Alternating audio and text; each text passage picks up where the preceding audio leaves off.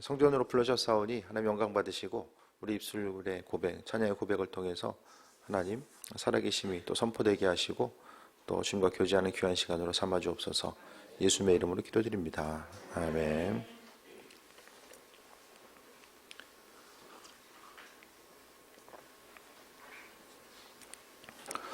이제 조금 있으면 이제 여름 오는 것 같아요. 이제 정말 봄과 가을이 사라지지 않나라는 생각이 좀 점점 날씨의 변화를 보면 좀 느껴지게 됩니다. 오늘 마태복음 28장 16절부터의 내용은 마태복음의 핵심 내용입니다. 결국 이 마태복음을 통해서 볼 수 있는 것은 이제 전체적 1장부터 28장의 내용이 16절부터 20절까지의 내용을 말씀하기 위해서 온 것이고요. 복음 전파의 내용을 이야기하는 것은 그러니까 결국 예수님께서 이 땅에서 행하셨던 사역의 핵심은 하나님 나라가 어떤 곳인지를 말씀하셨어요. 하나님 나라가 어떤 곳인지, 그분 나라에 합한 사람은 어떤 사람인지, 그 하나님 나라에 대한 부분과 또 그 예수님께서 생명 되신다는 것, 하나님께서 이 세상을 어떻게 구원하기 원하시는지에 대해서 또 말씀하셨고, 또 하나님 나라의 백성으로서 이 땅에서 행할 수 있는 수많은 것들, 또 그 천국 백성으로서의 삶의 원리가 무엇인지 또한 아울러서 우리에게 말씀해 주셨습니다. 그래서 본문 가운데 우리가 볼 수 있는 것은 하나님의 약속과 또 앞으로 행하시겠다라는 것. 그래서 우리는요, 이 마태복음의 말씀처럼 이 복음 전파하는 것이 사명입니다. 이 교회가 그 예수님 이후에 그 예수님을 가장 가까이서 알았던 사람들, 주님의 제자들과 그 제자들의 제자들은 신앙생활을 온전히 한다라는 것에 대한 의미성 자체가요, 예수님의 말씀대로 움직이고 반응하는 것을 이야기하는데, 그 말씀대로 살아가는 것을 예수님의 마지막 명령, 땅끝까지 이르러서 복음을 전하라고 하신 이 말씀이죠. 그 말씀대로 그대로 순종하면서 교회 공동체의 구성원들은 또 초대교회, 신약교회 구성원들은 계속해서 세계로 또 움직이고 뻗어나가는 거죠. 16절에 보면 11제자가 갈릴리에 가서 예수께서 지시한 땅에 이르러 갈릴리로 가라고 예수님께서 또 부활하셔서 말씀하셨습니다. 갈릴리는 어떤 곳이죠? 예수님께서 그분의 사역을 시작하신 곳, 처음 이제 제자들을 부르시고 사역을 시작하신 곳이에요. 그래서 이제는 예수님의 공생애는 3년입니다. 그 나머지의 그 사명들 자체는 이 제자들에게 맡겨 주셨어요. 하늘로 올라가시면서 맡겨 주셨어요. 좀 더 하셨으면 좋았을 텐데, 그죠? 3년. 사도 바울은 70살을 넘게 산 것으로 이제 추정되거든요. 정확하게 기록은 나오지 않기 때문에 로마에서 순교하기까지 70세를 넘었던 것으로 이제 학자들은 추정하게 됩니다. 사도 바울이 예수님의 부르심을 입은 것 자체가 언제인지도 정확히 모르지만은 그래도 최소한 그 인생 가운데 한 30년은 주를 위해서 헌신하지 않았을까? 그럼 죽을 고생은 누가 더 했어요? 사실 예수님의 십자가의 사건도 정말 마음 아프지만 고생은 제자들이 더 많이 했어요. 그 제자들의 대부분이 교회 전승 기록을 통해서 보게 되면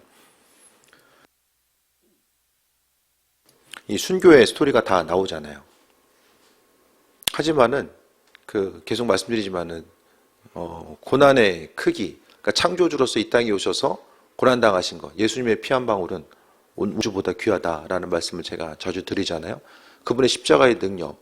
그러니까 제자들은요, 고난 가운데 있었지만 복음 전파했던 것이 하나입니다. 천국 가서 좋은 자리에 앉아야지. 그것 때문에 복음 전파한 게 아니에요. 그들이 끝까지 복음을 전할 수 있었던 건요, 받은 은혜에 대한 감사. 그러니까 예수님이 누구인지를 깨달아 알았기 때문에 그분의 말씀에 더 권위가 실린 거예요. 예수님 누구입니까? 처음에 볼 때는 그냥 좋은 선생님, 이 땅에서 자신들을 유리한 위치로 이끌어줄 그 좋은 선생님으로만 알았는데, 예수님께서 부활하신 것을 보고 나니까 예수님이 하나님의 아들 되시는구나, 그 사실이 인정이 되고 인식이 되다 보니까 창조주의 아들로서 또 창조주 자신으로서 또 예수님을 바라보기도 그 말씀에 권위가 있어요. 그러니까 그 말씀 앞에 생명을 걸고 움직이는 거예요. 이 땅에서도요, 복음 전파하는 사명을 감당한다라는 거. 요즘에 보게 되면 이제 이단이나 사이비가 드러나는 것이 참 맞는 얘기인데, 한편으로 이제 그 드러냄을 통해서 이제 기존 교회들이 어려움을 경험하는 것도 많이 있잖아요. 근데 중요한 것은 이 신앙생활 한다라는 게 무슨 뜻인지를 좀 알아야 돼요. 밖에 나가서 어디 가서 좀 교회 다닌다고 좀 하십니까?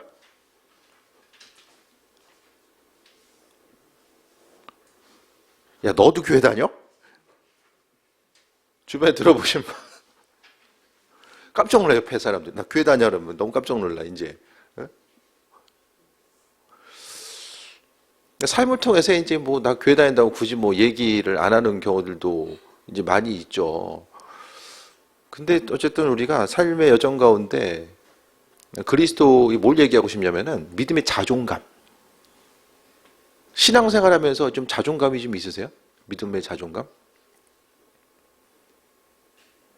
어떻게 좀 믿음 생활한다는 것이 인생에 있어서의 자랑거리가 되세요? 아니면은 참 어디 가서 교회 다닌다고 얘기하기 부끄러우세요? 어떠십니까? 요즘에는 참 어디 가서 목사라고 얘기하기도 힘들어요. 이게 감리교회에 있어서 참 이렇게 로만 칼라가 이게 정말 의미 규정이 아닌 게 얼마나 감사한지. 목사님들이 로만 칼라 있잖아요. 이 카톨릭 사제들 입는 것처럼. 그거 입고 다녔으면은 그냥 참 인생 살기 쉽지 않았을 것 같은데, 그래도 이제 그 규정은 없어요. 구체적인 규정은 없는데, 하지만 규정 있고 없고를 떠나서 우리가 믿음의 자존감, 하나님의 백성으로서의 그 자존감 있잖아요.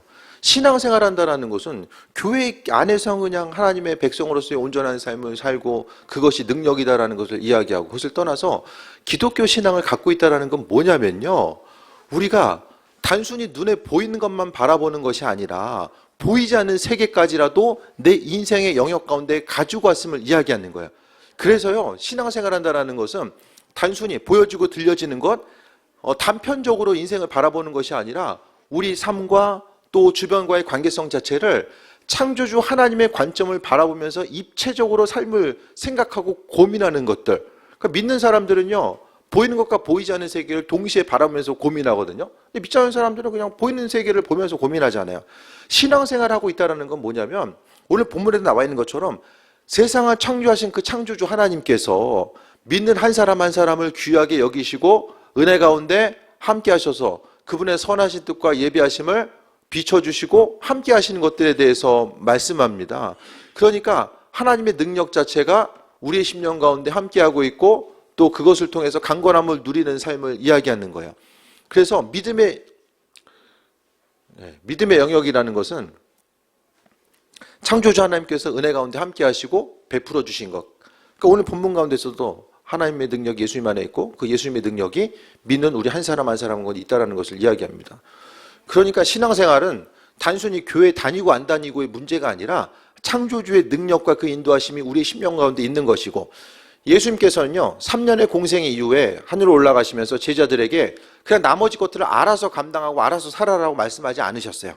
그분께서는 성령을 통해서 우리와 함께 하시고 하나님의 능력을 우리에게 허락해 주셨다라는 거예요. 예수님의 사역을 어떻게 감당하셨습니까? 하나님께서 주신 능력을 가지고 사역을 감당했잖아요. 마찬가지로 그 능력을 동일하게 우리에게 주시겠다라고 말씀하셨고, 또 그것 때문에 우리가 믿는 자로서 복된 삶, 그 온전한 삶을 누릴 수 있게 되면서 이야기하는 거예요. 그래서 하나님의 백성으로서의 온전한 삶을 살아간다는 건 뭐냐면요, 믿음의 자존감, 그러니까 신앙생활 한다는 것에 대한 그 자존감이 무엇인지를 알아야 됩니다. 외부의 시선과, 그러니까 그 인류 역사상 세상은 아주 편안한 시야로 교회를 바라봤던 적이 얼마 안 돼요. 항상 교회 공동체는요, 세상의 시야와 그 시선과 싸워 이겨야 됐고요, 진리의 신 하나님의 말씀에 대해서 전하면서 환난과 어려움을 감내해야 되는 것이 믿음 생활의 연속이었음을 보게 됩니다. 그래서 지금까지 교회 공동체가 지금까지 옴에 있어서 항상 하나님은요, 믿음의 자존감이 있는 사람, 세상의 그 어떤 것보다도 하나님에 대한 기대함과 소망함, 그러니까 믿음의 자존감이 있다는 건요, 어떠한 어려움을 만나든지 간에 내가 이겨나갈 수 있는 거, 하나님의 능력 때문에 나 자신이 차별화가 되는 거예요. 세상의 조건과 지식적인 것이 아니라 점점 더 과학기술이 발달하면서 세상 기술과 지식을 통해서 우리 자신을 차별할 수 있는 방법들이 점점 사라지고 있어요. 많이 배우고 또 많이 익히는 것 자체로서는 우리 가치를 드러낼 수가 없다는 거예요. 그러니까 보이는 것과 보이지 않는 세계가 분명히 있다는 것을 생각하면서 창조주 하나님의 능력이 내 안에 있기 때문에 그것을 통해서 세상 가운데 승리하는 삶을 살아갈 수 있게 됩니다. 그래서 믿는 자로서 우리가 내가 신앙생활을 하는 거, 세상의 풍조 자체는 점점 더 신앙생활하기 어려움의 요소로 나타나게 됩니다. 그러니까 이전에는 그냥 교회는 교회였는데 요즘의 시선은 저 교회가 교회일까? 이렇게 바뀌었어요. 이게 되게 무서운 거예요.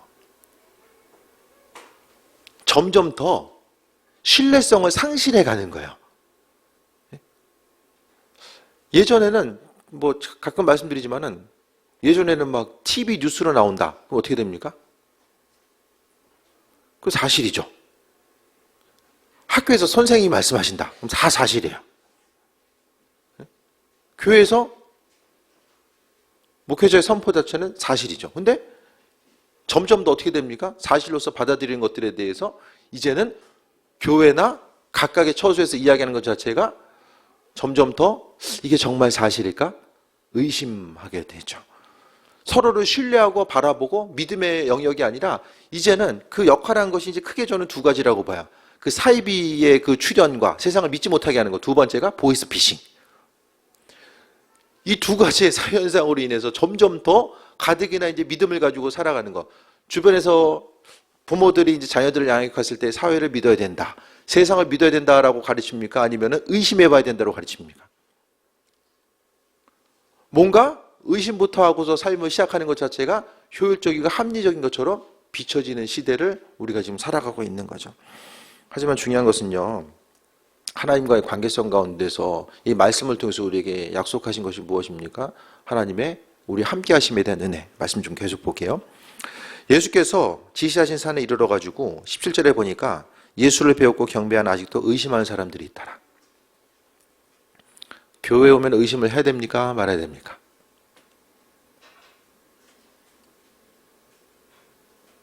의심해야 돼요? 말아야 돼요? 맨날 믿으라고 하는데 이거 의심 어떻게 되죠 이거? 의심 어떻게 해야 돼요? 그럼 성경에 의심하는 사람들이 있다라는 것을 마지막에 이 마태복음에 왜 기록되어 있을까? 그거 안 쓰는 게 모양새가 더 좋잖아요. 모든 사람들이 예수님을 바라보면서 이 마지막 때에 그 주님의 약속의 말씀을 기억하고 그 말씀대로 지키고 살아가는 거. 힘과 용기와 능력, 주님의 마지막 때에 그 예수님 올라가신 그 마지막 때에 복음을 어떻게 전파해야 되는지, 그 사명을 어떻게 감당해야 되는지를 말씀하고 있는 그때에 요거 모양새가 좀 빼주는 게 좋잖아요. 아직도 의심하는 사람들이 있더라. 나만 이렇게 생각하나? 모양새가 없는 게 낫잖아요. 근데 여기 들어가 있어요. 이건 뭐냐면 예수님을 만나고 나서도 정말 그분이 하나님의 아들이신가, 부활하신 예수님을 만나고서도 그분이 하나님의 아들이신지 아닌지에 대해서 의심하는 사람들이 있었다는 것과 교회 공동체는요, 합리적인 의심에 대해서 무시하지 않았다는 거예요. 이게 성경이 그냥 쓰여진 게 아닙니다. 신앙 공동체의 고민과 또 그들이 가졌었던 거. 그러니까 예수님 외에 수많은 사람들이 눈으로 본 사람도 있지만은 눈으로 본 사람 이후의 세대들은요, 들어서 아는 거잖아요. 그것에 대해서 의심하는 사람들이 또 여전히 있었을 것입니다. 믿고 바라보고 순종하는 사람도 있었지만 의심하는 사람들이 분명히 있었어요. 의심은요, 합리적인 의심은 반드시 필요합니다. 무조건 믿을 수는 없어요. 이 시대 가운데서 우리가 이제 지적인 능력 있잖아요. 이성적인 사고와 지적인 능력. 하나님께서는요, 그 지적인 사고와 이성적인 능력을 우리에게 허락해 주셨어요. 그리고 그 지적인 사고의 과정을 통해서 하나님의 살아계심과 인도하심을 경험할 수 있도록 만들어 주셨다는 거예요. 그래서 교회는요, 의심하는 사람들, 그러니까 진리가 아닌 곳에서는 의심하면은 상당히 눈총받을 수밖에 없죠. 사이비에 가가지고 저거 사이비 아니야? 그럼 사이비 주체 쪽에서는 어떻게 됩니까? 어디를 의심해? 무조건 믿어야지. 어디 의심해? 그걸 의심하면 안 되는 거예요. 그런데 거짓된 게 없어요. 그러니까 계속해서 의심을 한다고 할지라도 그 의심 때문에 마음속에 부담감이나 두려움이 있는 것이 아니라 진리를 가지고 있으면 그 합리적인 의심에 대해서 해결할 수 있고 얼마든지 그 의심을 해소할 수 있는 방향 자체를 이걸 제시할 수 있다라는 거예요. 교회 공동체는요, 그 신앙생활하면서 하나님의 살아계심과 인도하심에 대해서 의심하고 그 의심의 여정 가운데 어떻게 해결합니까? 말씀을 바라보고 하나님의 말씀이 받아들여지고 또 신앙지행원 체험이 있고, 그러니까 중요한 건요, 하나님께서는요, 하나님의 살아계심과 예비하심을 알고자 하는 하나님, 야, 이거 진짜 안 믿어지는데요. 이 말씀이 안 믿어지는 부분들이 또 있을 수 있잖아요. 그 성경 말씀이 안 믿어졌을 때 어떻게 합니까? 아니, 안 믿어지는 거 그냥 믿어야 되겠다고 해서 믿어집니까, 이게? 그게 돼요? 안 믿어져. 근데 믿어봐 해가지고 이게 억지로 믿어지냐고요. 그럼 교회 공동체는 어떤 사람들이 뭐냐면, 그게 믿어지는 사람과 이게 정말로 사실일까라는 것에 대한 의구심을 가진 이 두 부류가 모이는 거죠. 전혀 안 믿어지면 뭐 믿을 수가, 모일 수가 없잖아요. 안 믿어지는데. 이게 정말일까라고 생각하는 사람과 이게 믿어지는 거. 그리스도 예수 주님에 대해서 믿어지는 거. 그러니까 우리가 삶을 살아감에 있어서요, 믿는 자로서 성경에 있어서 주님은요, 알고자 하는 사람들, 도마에게 예수님께서 나타나셔가지고 도마가 어떻게 합니까? 예수님 눈에 보이는데도 의심해요. 공생의 기간 동안 예수님을 따라다녔던 도마도 정말일까? 네? 그래서 이제 만져봐야 되겠다고 이제 도마가 이제 이야기하잖아요. 그러니까 못 믿는 거. 그래서 예수님께서 야, 너 3년 동안 그 따라다녔으면 지금 보고도 못 믿어? 예수님께서 어떻게 기분 나빠하셨어요? 야, 너 평소에도 의심이 많더니 너 안 되겠다. 기분 나빠하셨습니까? 의심에 대해서 받아줘요, 예수님이. 지금도 마찬가지입니다. 우리는 예수님에 대해서 성경에 무조건 믿으러 가니까 그냥 무조건 믿는 믿음이 복되다, 예? 보지 않고 믿는 믿음이 복되다라고 말씀하셨지만 그게 안 되는 사람들도 있잖아요. 그럼 그 합리적인 의심에 대해서 예수님께서는 인정하시고 그 합리적인 것들에 대해서, 의심에 대해서 예수님께서는 우리로 하여금 주님의 살아계심과 인도하심을 경험하며 나아갈 수 있도록 은혜로 베푸시고 함께 하신다는 거예요. 두드리는 자에게 열어주시고 은혜와 충만함으로 함께 하시는 것이 바로 하나님의 사랑과 예비하심과 인도하심임을 우리가 경험하게 됩니다. 그래서 아직도 의심하는 사람들이 있더라라고 했을 때에 우리도 마찬가지입니다. 억지로 믿을 수는 없어요. 억지로는 안 돼요. 그런데 제가 자주 말씀드려요. 최소한 세상에 대해서 수많은 사람들이 하나님이 있다 없다 이야기하는데 그 창조주 하나님이 계신지 아닌지에 대해서는 우리가 합리적인 의심과 함께 그 다음에 정말로 그러한가에 대해서 우리의 시간과 열정을 투자해야 된다는 거예요. 충분히 그럴 만한 가치가 있다는 거예요. 그것이 이제 젊은 세대면 젊은 세대일수록 점점 더 깊이 연구하고 나서 너무나도 쉽게 사람들이 하나님 계시다 안 계시다, 보이지 않는 세계 있다 없다를 너무 쉽게 판단해 버립니다. 고민하지 않아요. 일생을 통해서 정말로 충분히 내가 이 정도는 깊이 들어가고 탐구해보고 말씀 그래도 최소한 성경을 한 번을 읽어보고 나서 하나님 살아계신지 아닌지는 뭐 판단해야 되잖아요. 그렇죠? 최소 한 번쯤은. 물론 난이도가 쉽진 않아요. 성경은 책 난이도 중에 최고 난이도죠. 이게 구약성경 읽으려면 너무 힘들잖아요. 하지만 그 합리적인 내 심령 가운데서 지적인 탐구 능력을 가지고 있다고 한다면 뭐 그것이 아니더라도 하나님의 살아계심과 인도하심을 우리가 합리적으로 의심하고 나가야 되는데 성경은 그것에 대해서 허락하고 있다. 알고자 하고 찾고 두드리는 자들에게 하나님께서 알게 하신다는 거예요. 그런데 그 열정조차도 포기하고 있고 관심을 기울이고 있지 않으면 하나님께서 억지로 머리 뚜껑을 열고 거기다 지식을 막 집어넣는 분은 아니라는 거예요. 이 18절에 예수께서 나와 말씀하여 이르시되 하늘과 땅의 모든 권세를 내게 주셨으니, 하나님께서 창조주 하나님께서 예수님께 모든 권세를 그분에게 허락해 주셨습니다. 왜 주셨어요? 사명 감당하시기 위해서 하나님께 주신 거예요.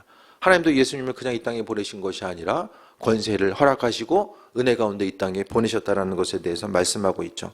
그래서 우리에게는요, 하늘과 땅의 모든 권세가 우리에게 있어요. 예수님께서 우리에게 주시는 거죠. 19절에 보면 그러므로 너희는 가서 모든 민족을 제자로 삼아 아버지, 아들과 성령의 이름으로 세례를 베풀고, 이것의 전제 조건은 하나님께서 허락하신 그 은혜 자체를, 그 능력을 예수님께서 우리에게 주셨다는 사실을 강조하고 있잖아요. 그러니까요, 그 기독교 신앙을 갖고 있다라는 건 뭐냐면, 그러니까 믿음 생활하는 것의 본질이 뭔지를 좀 알아야 돼요. 그리스도 예수 주님을 믿는 사람들에게요, 하나님의 능력이 우리 심령 가운데 있어요.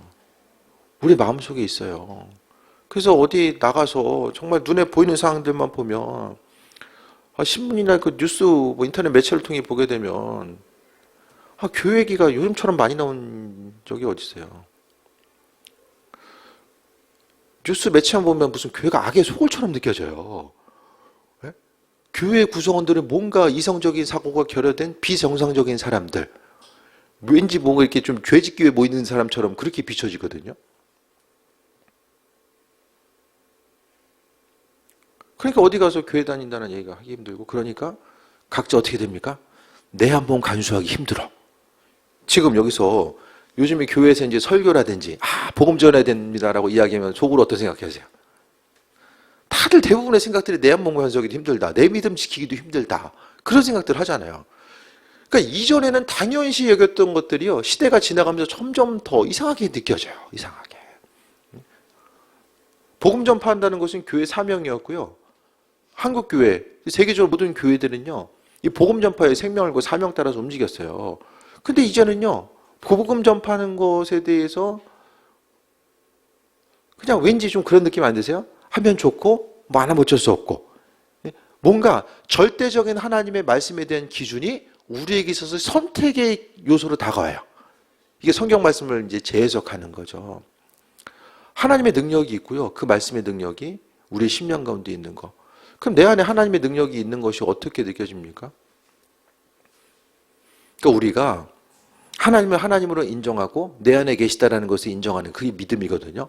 그 믿음이 있을 때 그 후로부터는요, 내가 감당할 수 없는 일을 하게 되고요, 나와는 상관없는 일이지만 예수님 때문에 움직이게 되고, 그 구체적인 증거가 뭐냐면, 나 때문에 주변 사람들이 복을 받고요, 나 한 사람이 있음으로 인해서 주변 사람들이 좀 더 웃음을 갖는 사람들, 세상이 그래도 조금은 더 살만하구나, 이 땅 가운데서도 소망이 있구나라는 생각을 갖는 사람들이 더 많아지는 거예요. 뉴스를 안 보는 사람들도 점점 더 많아지는 것 같아요. 그냥 일상생활도 이제 스트레스가 많은데, 뉴스를 딱 이제 보게 되면, 핸드폰 이게 뭐 포털 뉴스를 보게 되면 어떻습니까? 이제는 정보보다는 그 스트레스를 흡수하는 것 같아. 뉴스를 보면서 계속해서. 뉴스를 보면은 반드시 알아야 되는 뉴스가 얼마나 된다고 보세요? 10개면은. 하나, 두 개는 될까요? 이건 내 인생에 정말 알아야 되는 거. 습관적으로 뉴스를 보면서 점점 더 신앙인들은 이 많은 부분 자존감을 상실해 갑니다. 자존감을 상실해 가요. 보면서. 약간 다른 얘기일 수 있는데, 이 부탄인가요? 그 행복지수 항상 뭐 최상위권에 있다가 요즘에 이제 그 중위권 아래로 내려갔어요. 왜 그런지 아십니까? 애들이 핸드폰 보내?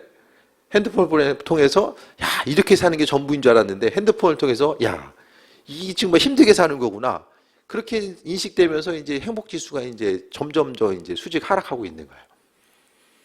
그러니까 믿는 자로서 우리가요, 주변 사람들과의 그 보여지고 들려지는 거, 비교의식 가운데 살다 보면은, 이 신앙인들은요, 정상적인 신앙생활을 열심히 하다 보면요, 인생 사는 것은 점점 더 힘들어져요. 대부분의 믿지 않는 사람들은 우리가 이제 신앙생활하는 그때 뭐 합니까? 경쟁력을 키우죠. 나아가서. 그 시간은 쉬거나 뭐 사람들을 만나거나 세상 가운데 경쟁력을 키워요. 그러니까 신앙생활을 한다는 것과 그 자녀들을 교회에 보낸다는 건 뭘 이야기하냐면은, 아이들에게 있어서의 어떤 세상적인 경쟁력은 그 힘든 과정은 얼마든지 감수하겠다라는 것을 이야기하는 거거든요. 근데 그게 보여지는 것, 들려지는 것 가운데서는 되게 힘든 과정으로 보이지만은, 사실 그게 아이들 포기하는 게 아닌 게 뭐냐면, 하나님의 능력 자체가 우리 심령 가운데 있고 예수님께 있고, 그 예수님의 능력이 우리 안에 있는 거, 그 능력이 한 사람 한 사람을 이끌고 하나님의 능력 가운데 우리가 세이 먹고 살아갈 수 있는 거, 하나님께서 하나님의 방법으로 행하신다라는 그 기대함과 소망감이 있기 때문에 그 부분이 이제 성립이 될 수 있게 됩니다. 앞으로의 삶의 여정 가운데서요, 하나님의 권세와 능력이 우리에게 있어요. 이 우리의 권세의 능력은 뭐냐면요, 가장 중요한 것은요, 성령으로 일하시고 하나님의 능력이 우리 안에 있고, 또 한 가지는 그냥 보여지는 것, 들려지는 것만 해도요, 점점 더 사람들이 이제 연약해지잖아요. 몸과 마음이 세상적인 질병과 어떤 스트레스 때문에 계속해서 어떤 정상적인 삶의 패턴을 가지고 살기가 힘들어지고, 점점 가면 갈수록 정신과 치료받는 이들은 계속해서 늘어나잖아요. 다들 겉은 멀쩡해 보여요. 밖에 나가서 보면 다 멀쩡해 보이는데 내면적으로 심령이 너무 병드는데 마음의 고난과 어려움의 문제를 어디 가서 해결할 수 있는 방법 자체가 없어요. 제가 그래서 말씀드리잖아요. 수직적인 관계 가운데 해결될 수 있는 부분이 있고 수평적인 관계를 통해 해결될 수 있는 부분들이 있어요. 수평적인 것들도 점점 팬데믹 시대를 통해서 지나가면서 수평적인 주변 관계성 가운데서의 것도 무너지고, 수직적인 관계 통해서 그 수직의 관계가 무너진 지는 이미 오래됐죠. 그러니까 내 마음의 문제, 사람들에게 공개하기 힘든 그 어려움의 문제를 내가 어떻게 해결하고 나아갈 수 있을까? 단순히 보더라도 그것이 바로 하나님의 능력과 인도하심의 내용입니다. 나중에 또 구체적으로 말씀드리겠습니다. 하늘과 땅의 모든 권세를 우리에게 주셨어요. 하나님의 권세가 있습니다. 그래서 믿음의 자존감이 좀 회복되었으면 좋겠습니다. 믿음의 자존감. 여러분이 좀 자존감이 세워질 때는 언제입니까? 남들보다 더 많이 알고 더 많이 가졌을 때, 더 많이 누릴 때, 그때 좀 자존감이 세워집니까? 그렇게 세워진 자존감은 우리에게 있어서 얼마나 언제까지 도움이 될 수 있을까요? 우리가 자존감이 상실될 때는 언제입니까? 삶의 여정 가운데 내가 누구인가, 하나님의 능력 자체가 내 안에 있다는 것에 대해서 기억하고 그 자존감이 온전히 좀 회복되었으면 좋겠습니다. 그래서 세상에서의 어두움의 소식이 계속 들려진다라고 할지라도 내 안에 있는 믿음에 관한 것들, 내 안에 관한 그 그리스도 예수 주님에 대한 기대함과 소망함과 기독교 신앙이 우리로 하여금 세임먹고 나가게 하는 힘과 원동력이 되었으면 합니다. 기독교 역사상 수많은 시대 가운데서 예수님을 믿는다는 그것 때문에 목숨을 잃게 되는 상황들은 인류 역사 가운데서 너무나 많은 부분 존재했고, 하지만은 내 안에 그리스도 예수 주님의 부끄러움이 아니라 그분이 생명이었기 때문에 나아가서 그분을 전하는 데에 주저하지 않았던 그 믿음의 조상들이 있었기 때문에, 믿음의 선배들이 있었기 때문에 우리가 지금 여기까지 온 거고요. 우리가 해야 될 것은 그렇기 때문에 아버지 아들과 이름으로 성령의 이름으로 세례를 베풀고 그리스도 예수를 전하는 것, 그 사명을 감당하는 거죠. 우리가 내 한 몸 어떻게 하면 간수할 수 있을까? 내가 이 땅 가운데서 예수님을 통해서 어떻게 하면 좀 더 쉽고 편안한 인생을 살아갈 수 있을까? 주님은 그것 때문에 우리에게 그분의 능력과 권세를 주시지 아니하셨어요. 무엇 때문에 주셨습니까? 주변 사람들에게 복음을 전파한다는 건 뭐냐면요, 창조주 하나님의 생명의 능력이 그 옆 사람에게 전달돼 나아가는 과정을 이야기합니다. 단순히 복음 전파는 교회 와서 앉아있어봐, 이게 아니에요. 어두움을 비칠 수 있는 거, 마음속의 어려움, 세상의 어려움을 비춰줄 수 있는 그 빛의 능력이 예수님 안에 있고, 그분께서는 구체적으로 우리의 삶의 여정 가운데 일하신다라는 그 기대함과 소망함을 가지고 삶을 살아가는 것 자체를 이야기합니다. 그래서 우리에게서 믿음의 자존감이 있어줘야 되고요. 자녀들에게도 그냥 단순히 믿어야지만이 그냥 좋은 일이 있고 믿어야지만이 천국 가고, 그건 나중 얘기거든요. 하루하루의 삶의 여정이 내가 얼마나 많은 것을 누릴 수 있든 누리지 못하든, 내가 얼마나 많은 부분이 갔든 못 갔든, 그러니까 이 시대 가운데서 가장 필요한 것이 나이가 많으나 적으나 자존감입니다. 자존감. 그 자존감의 근원 자체가 무엇입니까? 소유가 아니라 보이는 것에 의한, 그 유한한 것에 의한 자존감이 아니라 보이지 않는 창조주 하나님께서 허락하시는 그 자존감이 내 심령 가운데 있을 때에 보여지는 환경 때문에, 그것 때문에 흔들리거나 내 근본적인 삶의 자존감이 흔들리지 않고 본질에 가는 것들이 흔들리지 않고 나아갈 수 있다는 거예요. 그 주님의 이끄심과 인도하심, 맡은 바 사명, 빛을 전달하는 그 사명 자체가 내 안에 있는 내가 존귀한 존재인데 그것을 인식하지 못하면 어떻게 됩니까? 옆 사람이 규정해. 야, 너 지금 가진 것이 이만큼이고 가진 스펙이 이만큼이니까 너는 이런 존재야. 세상은 다 사람을 규정하잖아요. 세상이 중요하게 여기는 그 가치에 따라서 사람을 규정합니다. 이걸 하지 말아야 돼요. 나 자신의 가치를 규정하는 것을 왜 세상이 나를 규정하게 만듭니까? 세상에 속한 사람이 아닌데 왜 세상이 나를 규정하게 만듭니까? 창조주 하나님께서 우리를 존귀하게 여기셨고 우리는 소중한 사람이다라고 말씀하셨으면 그 온 우주를 창조하신 그 창조주의 손길 가운데 내가 규정돼야 되는 거잖아요. 내가 누구인지. 그런데 보여지고 들려지는 나를 단편적으로 알 수 있고 내가 누구인가. 믿음의 자존감이 회복되는 것이 너무나 중요합니다. 그래서요, 여러분 자신 스스로를 세상 기준으로 해서 스스로 판단하지 마세요. 여러분의 주변에 있는 사람들, 자녀들도 좀 공부 좀 잘하면 대단한 것 같고, 공부 못하면 세상 무너질 것 같고, 우리가 무의식적으로 그렇게 움직이잖아요? 그게 아니라, 내가 누구인가? 세상이 주는 자신감, 자존감, 하나님이 주는 것. 그 중에서 또 한 가지면 내가 내 스스로 갖게 되는 자존감이 있죠. 막 자존감을 스스로 퍼올려. 그래서 내 가치를 드러내기 위해서 계속해서 나 자신을 채찍질하며 살아가는 거. 건강이 될 때까지, 의지와 건강이 될 때까지는 그게 되는데요. 몸에 우리 육신에 한계가 있잖아요. 어느 정도 지나가면 그것이 가능하지 않을 때가 오잖아요. 그럼 그때 가서는 그 공허함을 어떻게 해결합니까?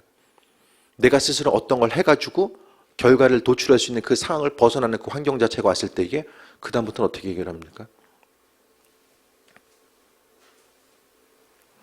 우리는요, 우리에게 능력을 허락하시는 것 자체는요,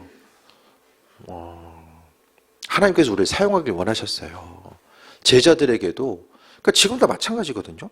하나님께서 이 땅에 오셔서 이 땅에 그냥 각각 한 사람 한 사람마다 뭐 꿈으로 나타나시든 다 비춰주시든 하나님께서 다 하시면 돼요.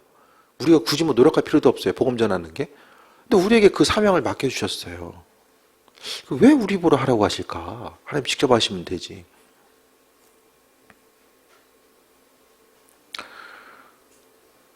결론은 모르죠. 가서 물어봐야 되죠. 여기도 다 예수님 이곳에 임재하셔서 영어로가 아니라 좀 실제적으로 임재하셔가지고 신앙생활 똑바로 해라. 한마디씩만 해주시면 뭐 교회 오지 말라고 해도 알아서 오거든. 그냥 목회하기도 엄청 편해질 텐데 그거 안 하시거든요. 왜 그러실까? 그러고서 그냥 뭐 보지 않는 것이 그냥 안 보고 믿는 것이 복되다라고 말씀하시고 힘들긴 해요. 하나님의 뜻과 인도하심이 있겠죠. 우리의 행함이 그냥 행함으로 끝나는 것이 아니라 은혜의 상급과 또 연결이 되고 또 아버지의 방법 자체가 분명히 있으실 거예요. 근데 중요한 것은요, 하늘 올라가시면서 그 사명을 우리에게 맡기셨다는 것입니다. 여기까지는 우리에게 있어서 그 책임과 의무 자체를 말씀하셨다라고 한다면 20절부터는 내가 너에게 분배한 모든 것을 가르쳐 지키게 하라. 볼지어다 내가 세상 끝날까지 너희와 항상 함께 있으리라 하시니라. 이것이 신앙인들에게 허락하신 가장 은혜의 특권이에요. 특권. 믿음 생활에서의 특권은 주님 이번에 이렇게 예물 드렸으니까 이렇게 더 주셔야 됩니다. 이게 특권이 아니에요. 네? 이런 복을 저런 복을 주셔야 됩니다. 이게 특권이 아닙니다. 하나님의 특복, 우리에게 허락하신 신앙인들에게서의 가장 큰 축복은요, 항상 함께 하는 것. 그래서 신구약을 통틀어서 하나님의 은혜의 복은요, 하나님 함께 하셨다. 여호수아, 모세에게, 아브라함에게 하나님께서 함께 하셨다라는 그 은혜의 축복을 말씀하고 있거든요. 그래서 세상 가운데 다른 거 다 가져도 예수님이 없어요. 그것이 은혜이고 축복입니까? 세상 보여지는 것들, 들려지는 것들이 우리 인생 가운데 행복으로 줄 수 있는 것들이 한계가 있잖아요. 돈도 미니멈으로 한 30억 넘어가면 돈이 주는 즐거움은 극도로 감소한다는 거예요. 재산 30억. 저도 좀 돈 좀 많이 있어 보고 나서 좀 그런 얘기 했으면 좋겠어요. 한 200억 있는 다음에 뭐 지금 없어도 200억 있어 봤었는데 이거 별거 아니다. 이렇게 해야지 뭐. 예. 참, 뭐 복권을 긁어도 뭐 200억 나오기는 뭐 어려운, 우리나라는 좀 힘든 상황이고. 하지만 하나님 함께 하신다라는 거. 자존감을 가지시고요. 자녀들에게도 주님 함께 하시면 그분께서 하신다는 소망을 가지세요. 처음부터 끝까지 뭘 다 하려고 하지 마시고요. 내 인생에 있어서 좀 여백을 남겨놔야 돼요. 주님께서 하실 수 있고 하셔야만 되는 그 여백이 있어야 돼요. 처음부터 끝까지 내가 다 설계하고 계획하고 달려가려면은 결국에는 쓰러집니다. 마지막은 쓰러질 수밖에 없습니다. 우리의 육신에 한계가 있을 수밖에 없기 때문에 주님께서 날마다 삶의 과정 가운데 함께 하신다는 거. 그래서 우리가요, 오늘 본문을 통해서 두 가지 말씀드리고 싶어요. 먼저는 믿음의 자존감. 네. 먼저 여러분 안에 기쁨이 있고요. 내 안에 기쁨, 어두움 가운데 얼굴 표정이 기쁨으로 살다 보면은 다른 사람들이 좋은 일이냐고 분명히 물어봐요. 얼굴은 신기하죠? 좋은 일 있으면 좋은 일이 있는 게 그냥 드러나요. 인상이 좋고 나쁘게 문제가 아니야. 그냥 드러나. 네? 안 좋은 일 있으면 그냥 그대로 다 드러나요. 숨기려고 해도 다 드러나요. 그럼 주변 사람이 좋은 일 왜 있냐 물어보면 뭐라고 대답해야 됩니까? 한마디만 하면 돼요. 내 안에 예수님 때문에. 그게 복음 전파입니다. 빛이 드러나는 거. 다들 힘들어하는 가운데 가가지고 그냥 힘들지? 그러다가 진짜 죽을 것 같구나. 한마디 싹 던지는 것보다 내 안에 있는 주님에 대해서 한 번 더 선포하고 나아가는 거. 마음속에 기쁨을 가지고 살아갈 수 있는 거. 그게 복음 전파의 모습이죠. 하나님께서 하실 일들에 대한 소망과 기대함. 그래서 믿음의 자존감 가지세요. 몸이 아프든 안 아프든 뭐 많이 갔든 뭐 빚이 많든 뭐가 많든 그냥 이것저것 신경 쓰지 마시고 믿음의 자존감, 하나님과의 관계성 가운데 나 자신이 누구인지에 대해서 믿음의 그 자존감을 갖고 삶을 살아가야 됩니다.